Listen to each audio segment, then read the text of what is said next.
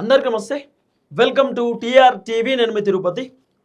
తెలంగాణ మాజీ ముఖ్యమంత్రి BRS party అధినేత కల్వకుంట్ల చంద్రశేఖరరావు గారు జగిత్యాల్లో ఒక భారీ బహిరంగ సభ పెడుతున్నాడు. ఈ నెల 20వ తారీఖు వివేకానంద స్టేడియంలో సుమారు 1,00,000 మందితోటి కేసీఆర్ భారీ బహిరంగ సభ పెడుతున్నాడు.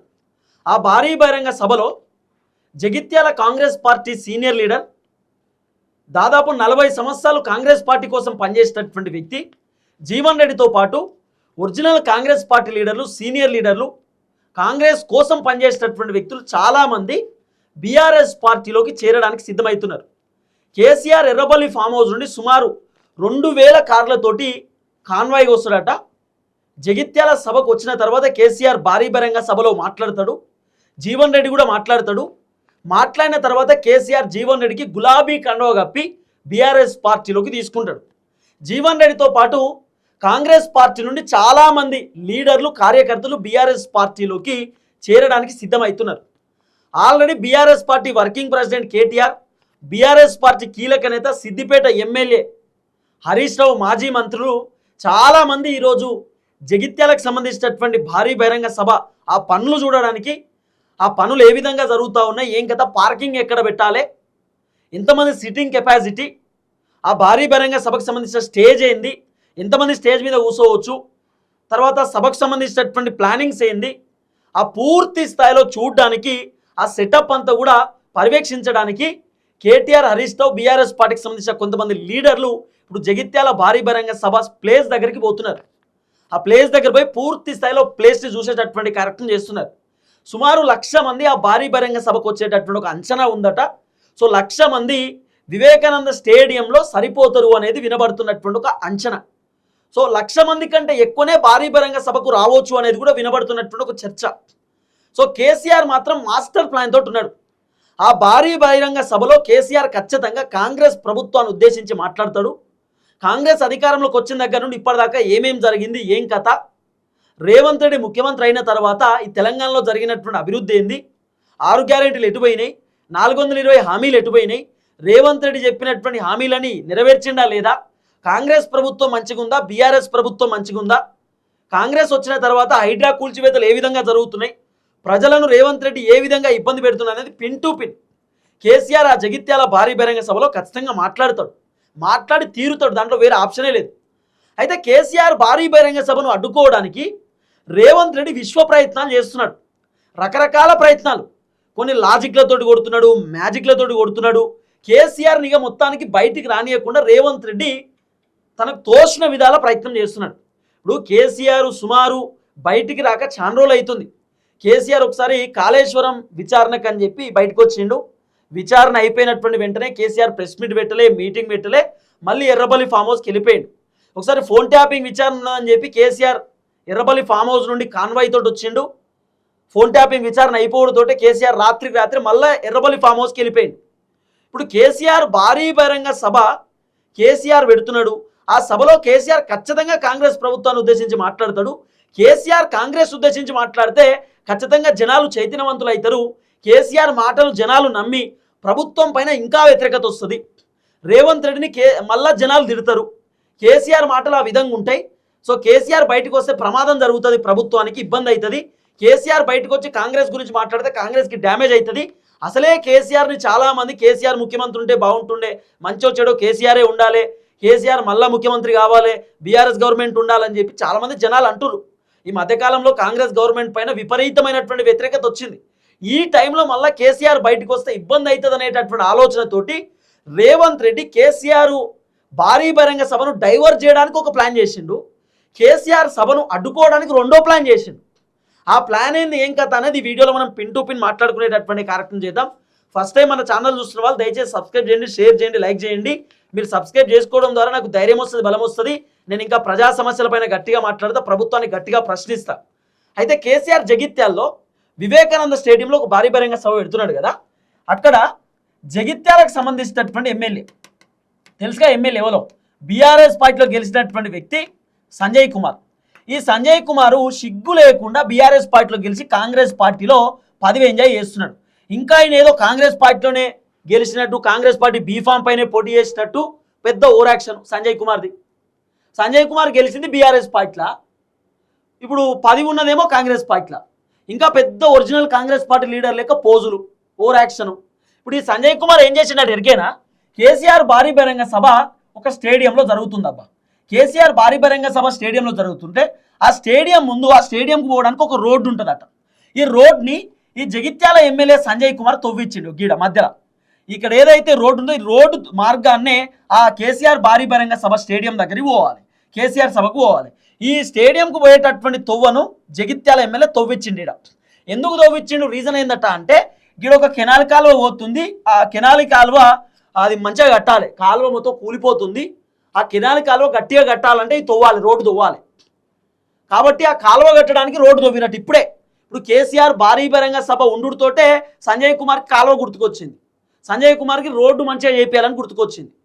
ఇప్పుడు కేసీఆర్ భారీ బహిరంగ సభ కంటే ముందు సంజయ్ కుమార్ ఏం చేసిండు, సభ తర్వాత కూడా రోడ్డు తవ్వియొచ్చు, పనులు చేసుకోవచ్చు, అన్ని చేయవచ్చు. కానీ ఎగ్జాక్ట్లీ కేసీఆర్ భారీ బహిరంగ సభ టైం దగ్గరనే నిన్ననే సంజయ్ కుమార్ రోడ్డు తవ్విస్తుండట. రోడ్డు ఎందుకు తవ్విస్తున్నావు సంజయ్ కుమార్, ఏం కథ, నీ లెక్కేంది, నీ పత్రం ఏందని చెప్పి అడిగితే, లేదు గట్ల కాదు, మేము కేసీఆర్ సభను అడ్డుకోవాలనే ఉద్దేశం మాకు లేదు, ఆయన పెట్టుకొని మాకేం ఇబ్బంది లేదు, కానీ రోడ్లు మంచిగా లేవు, రోడ్డు సెడి చేస్తున్నాం, కెనాల్ కాలువలు సెడి చేస్తున్నాం, జగిత్యాలలో డెవలప్మెంట్ చేస్తున్నాం అని చెప్పి ఇప్పుడు సంజయ్ కుమార్ చెప్తున్నాడు. మరి ఇన్ని రోజులు డెవలప్మెంట్ యాదికి రాలేదా? కేసీఆర్ భారీ బహిరంగ సభ పెడుతున్న టైంలోనే రోడ్లు యాదికి వచ్చినాయి, ఆ కాలువలు యాదికి వస్తున్నాయి, ఏది ఆ గుడులు బడులు యాదికి వస్తున్నాయి, అన్నీ అప్పుడు యాదికి వస్తున్నాయా? ఏం లేదు, కేసీఆర్ భారీ బహిరంగ సభను అడ్డుకోవడానికి రేవంత్ రెడ్డి రకరకాల ప్రయత్నాలు చేస్తున్నాడు.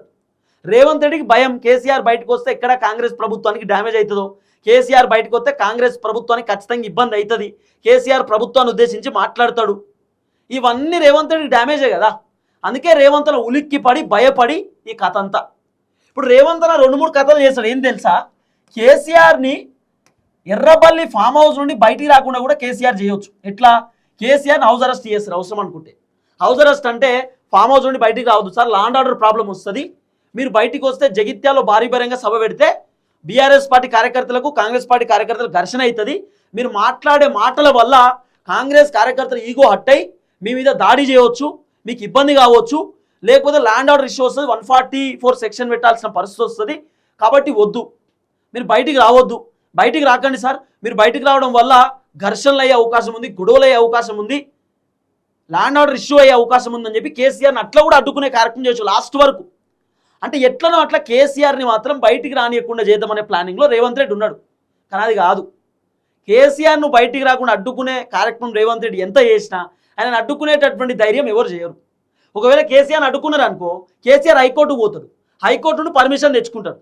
ఇప్పుడు ఈరోజు ప్రశాంత్ చెప్తున్నాడు, ఎమ్మెల్యే ప్రశాంత్, మాజీ మంత్రి, ఆయన ఏం చెప్తున్నాడు, కావాలనే కేసీఆర్ సభ టైంలోనే ఈ సంజయ్ కుమార్ అనే వ్యక్తి అవి దవ్వుతున్నాడు, రోడ్లు దవ్వుతున్నాడు, సంజయ్ కుమార్ కావాలని పంచాయతీ పెడుతున్నాడు, కేసీఆర్కు భయపడి సంజయ్ కుమార్ చేస్తున్నటువంటి కథ ఇదంతా. ఇప్పుడే రోడ్లు దవ్వుడు, ఇప్పుడే గుడ్లు కట్టుడు, బళ్ళు కట్టుడు, ఇప్పుడే మొత్తం కాలువలు గుర్తుకొచ్చినాయి సంజయ్ కుమార్కి కేసీఆర్ సభ ఉన్న టైంలోనే.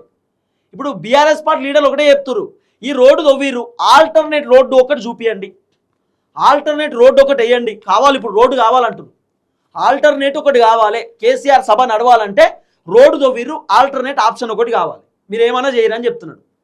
కేసీఆర్ ఈ అంశం పైన ఇంకా స్పందిస్తాడు. నాకు తెలిసి రేపు కేసీఆర్ స్పందించే అవకాశం కావచ్చు.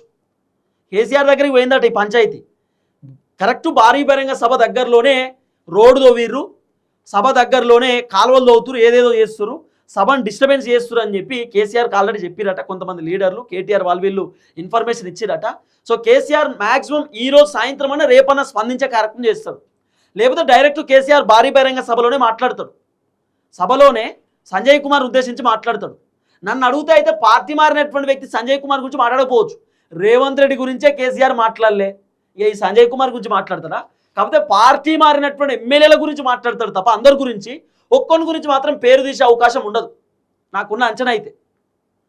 ఇంకోటి ఏం తెలుసా, రేవంత్ అన్న రెండో డ్రామా, ఫస్ట్దేమో కేసీఆర్ను బయటికి రాకుండా చేయాలి, కేసీఆర్ బయటకు వస్తే ఇబ్బంది అవుతుందని ఆ సభ దగ్గర రోడ్లు దవ్వుడు, కేసీఆర్ బయటకు వస్తే ల్యాండ్ ఆర్డర్ ప్రాబ్లం వస్తుంది, ఇష్యూ అవుతుంది, ఇబ్బంది అవుతుంది అని చెప్పి ఫస్ట్ డ్రామా. ఇక రెండో డ్రామా ఏందనుకుంటారు, రేవంత్ అన్న ఓవైపు కేసీఆర్కి సంబంధించినటువంటి భారీ బహిరంగ సభ జగిత్యాల కేసీఆర్ సభ అయితే రేవంత్ అన్నేమో మేడిగడ్డ పోతున్నాడు. మేడిగడ్డకు రేవంత్ అన్న పోయి మేడిగడ్డలో రేవంత్ అన్న ఎన్ని పిల్లర్లు గుంగిపోయినాయి, ఏడేడ గుంగిపోయింది, ఏడ బుంగలు పడ్డాయి, ఏడ పర్రలు వాసినాయి అని చెప్పి రేవంత్ అన్న చూసి కాటారంలో భారీ బహిరంగ సభ పెట్టి ఆ సభలో కేసీఆర్ని తిట్టే ప్రోగ్రాం పెడుతున్నాడు. ఇప్పుడు అంటే కేసీఆర్ భారీ బహిరంగ సభను డైవర్ట్ చేయడానికి రేవంత్ రెడ్డి ప్లాన్. అంటే ఏంది, కేసీఆర్ బయటకు వచ్చి నీతులు మాట్లాడుతున్నాడు, కేసీఆర్ మేడిగడ్డ మొత్తం కూల్చేసిండు, బరేజ్ మొత్తం కూల్చిపడేసిండు, కేసీఆర్ వల్ల కాళేశ్వరం కథమైపోయింది, 1,00,000 కోట్లు పెట్టి కట్టిండు, కాళేశ్వరం మొత్తం నీలపాలు అయిపోయింది, ఆగమైపోయింది అని చెప్పి ఇప్పుడు రేవంత్ అన్న కేసీఆర్ని తిడతాడు. ఇప్పుడు కేసీఆర్ ఎట్లయినా కాంగ్రెస్ ప్రభుత్వాన్ని విమర్శిస్తాడు కదా, రేవంత్ అన్న ఇప్పుడు కేసీఆర్ని విమర్శిస్తాడు అన్నట్టు. అంటే కేసీఆర్ ఎక్కడ కూడా ప్రభుత్వాన్ని ఉద్దేశించి మాట్లాడితే నేను కేసీఆర్ని ఉద్దేశించి మాట్లాడతా. కేసీఆర్ ఖచ్చితంగా ప్రభుత్వం గురించి మాట్లాడతాడు. రేవంత్ అని ఏం చేస్తాడు, బీఆర్ఎస్ గవర్నమెంట్ ఉన్నప్పుడు కూడా ఘోరం ఉంటుండే పరిస్థితి, ఇంకా మేమే మంచి చేస్తున్నాం, ఇప్పుడు ఈ కాళేశ్వరం ప్రాజెక్టు మళ్ళీ క్లియర్ చేస్తాం, ఈ మేడిగడ్డ బ్యారేజ్ ఏదైతే ఉన్నాయో వీటిని మళ్ళీ రీకన్స్ట్రక్షన్ చేస్తాం, రిపేర్ చేపిస్తామని చెప్పి రేవంత్ అన్న డైలాగులు కొడతాడు. ఇది కరెక్ట్ 20వ తారీఖు కేసీఆర్ భారీ బహిరంగ సభ ఒక దిక్కు, ఓ దిక్కు రేవంత్ రెడ్డి సభ. రేవంత్ రెడ్డి సభ పెట్టడానికి కారణం ఒకటే, కేసీఆర్ ఎట్లన్నా మమ్మల్ని తిడతాడు, నేను మళ్ళీ కేసీఆర్ని తిట్టాలి. ఈ ప్రోగ్రామ్ ఇప్పుడు అంటే జనాలందరూ కేసీఆర్ వైపు చూస్తారు, కేసీఆర్ వైపు చూడొద్దు, నా వైపు కూడా చూడాలనేది రేవంత్ రెడ్డి ప్లాన్. కానీ ఆ రోజు మొత్తం డేటా బయటపడుతుంది కదా, కేసీఆర్ లైవ్ ఎక్కువ చూస్తురా, రేవంత్ రెడ్డి లైవ్ ఎక్కువ చూస్తురా అనేది అర్థమవుతుంది, కథ మొత్తం బయటపడుతుంది. కథ నాకు తెలిసి ఒక 1 అవర్ గ్యాప్ ఉంటుంది నాకు తెలిసి. అయితే మ్యాక్సిమం 5 గంటలకు రేవంత్ రెడ్డి సభ ఉంటే 6 గంటలకు కేసీఆర్ సభ ఉంటుంది, ఒక 1 అవర్ గ్యాప్ ఉంటుంది. రేవంత్ రెడ్డి కేసీఆర్ ఉద్దేశించి ఏం మాట్లాడాడు, కేసీఆర్ రేవంత్ రెడ్డిని ఉద్దేశించి ఏం మాట్లాడిండు అనేది ఒక్కళ్ళనొక్కరు చూసుకుంటారు. ఫస్ట్ నన్ను అడిగితే అయితే కేసీఆర్ ఒకవేళ రేవంత్ రెడ్డిని పేరు తీసి రేవంత్ రెడ్డి ఉద్దేశించి మాట్లాడిండు అనుకో, రేవంత్ రెడ్డి ఫుల్ హ్యాపీగా ఫీల్ అవుతాడు. అబ్బా ఇప్పటికన్నా నేను ముఖ్యమంత్రి అని చెప్పి కేసీఆర్ గుర్తించిండు, ఇప్పటికన్నా నా గురించి మాట్లాడిండు, సంతోషం అనుకుంటాడు రేవంత్ అన్న, హ్యాపీగా ఫీల్ అవుతాడు. తర్వాత కేసీఆర్ మాట్లాడిన మాటలపైన కూడా రేవంత్ అన్న ఖచ్చితంగా కౌంటర్ ఇస్తాడు. కానీ మొత్తానికైతే కేసీఆర్ భారీ బహిరంగ సభను అడ్డుకోవడానికి రేవంత్ రెడ్డి విశ్వ ప్రయత్నాలు చేస్తున్నాడు. ఆడ పార్కింగ్ ప్రాబ్లం ఉంటుందని, ఇక్కడ వెహికల్స్ ఇబ్బంది ఉంటుందని, ల్యాండ్ ఆర్డర్ ప్రాబ్లం వస్తుందని, లేకపోతే ఘర్షణలు అయితే అని, పంచాయతీ అయితే అని, కార్యకర్తలు కొట్టుకుంటారని చెప్పి, కేసీఆర్ పైన దాడి జరగవచ్చు అని చెప్పి, ఇట్లా రకరకాల పంచాయతీ. ఇప్పుడు ఇట్లా అనుకోని ఉంటే, కేసీఆర్ అట్లా అనుకోని ఉంటే రేవంత్ రెడ్డి ఎక్కడ సభ పెట్టకపోతుండే. రేవంత్ రెడ్డి స్వేచ్ఛగా సభలు పెట్టిండంటే కేసీఆర్ పర్మిషన్లు ఓకే పెట్టుకొని ఏం కాదని చెప్పబట్టి, అట్లని కేసీఆర్ మొత్తం ఏం సభలు పెట్టుకోమని చెప్పలే, కేసీఆర్ కూడా అడ్డుకునే కాడ అడ్డుకున్నాడు మస్తుగా. ఇప్పుడు రేవంత్ అని అదే పని చేస్తున్నాడు, అడ్డుకునే కార్యక్రమాలే చేస్తున్నాడు. మరి అడ్డంకులు ఏడదాకా పోతాయి, కేసీఆర్ను రేవంత్ రెడ్డి ఆపగలుగుతాడా, ఆపే అవకాశం ఉందా అనేది ముందు వేచి చూడాల్సినటువంటి అవసరం ఉంటుంది. కానీ మ్యాక్సిమం కేసీఆర్ భారీ బహిరంగ సభను రేవంత్ రెడ్డి అంత ఈజీగా ఆపేటటువంటి కార్యక్రమం చేయకపోవచ్చు. చూద్దాం ఏం జరగబోద్దు. దయచేసి వీడియో అందరూ షేర్ చేయండి. అందరికీ నమస్తే, థ్యాంక్ యూ సో మచ్, జై తెలంగాణ.